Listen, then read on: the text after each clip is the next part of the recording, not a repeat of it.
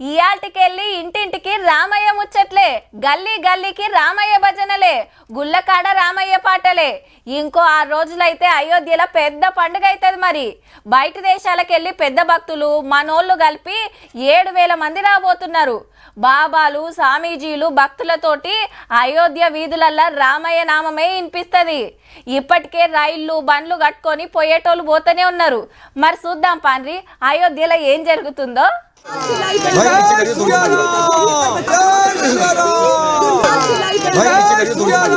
రామయ్య పాదాల కాడ 108 అడుగుల ఊదిబత్తి ముట్టించి విగ్రహ ప్రాణ ప్రతిష్ఠ కార్యం చాలు చేసిండ్రు. ఆవు పెండ, నెయ్యి, పూలు, సుగంధ ద్రవ్యాలతోటి తయారు చేస్తే 3,600 కిలోల బరువున్నది. కాల్తానికి నెలన్నర పడుతుందట.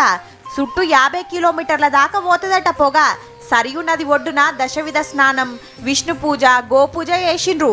రేపు బాలరాముని విగ్రహాన్ని ఊరేగింపుకు అయోధ్యకు తీసుకొస్తారు.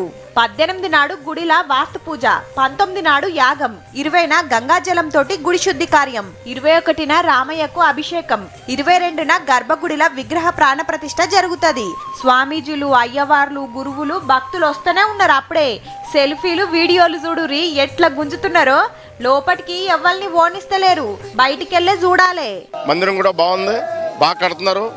లోపల ఏమో ఐరన్ గట్ట ఏమి యూజ్ చేయట్లేదు, బయటే యూజ్ చేస్తున్నారు ఐరన్ గట్ట. చాలా మంచిగా ఉంది దేవాలయం నిర్మాణం. ఇంకా ఇంత రాత్రి పగలు నిన్న రాత్రి చేరుకున్నాం కాబట్టి అంతా చూస్తున్నాము. సడకుల మీద రంగులు, రోడ్ల మీద శమక్కుమనే కరెంటు తంబాలతోటి మెరుస్తున్నది అయోధ్య.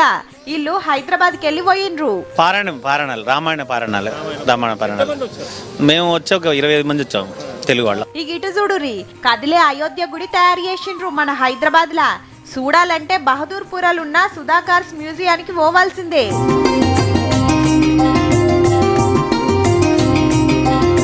ఏడాదిన్నర సంధి కష్టపడి ఫైబర్ తోటి ఈ గుడి సెట్ తయారు చేసిరట కార్ మీద. ఇందులో 216 పిల్లర్స్ ఉన్నాయండి. ఇది చేయడానికి చాలా అంటే చాలా కష్టమైంది. 1.5 year నుండి ఫైబర్ గ్లాస్ మీదనే వర్క్ చేస్తున్నాం. ఇది ఊర్ల పొంట తిప్పి పబ్లిక్ కు చూపిస్తారట. గంత దూరం పోలేనోళ్లకు ఇంటి ముంగట్నే అయోధ్య దర్శనం చేపించే ఆలోచన అన్నట్టు.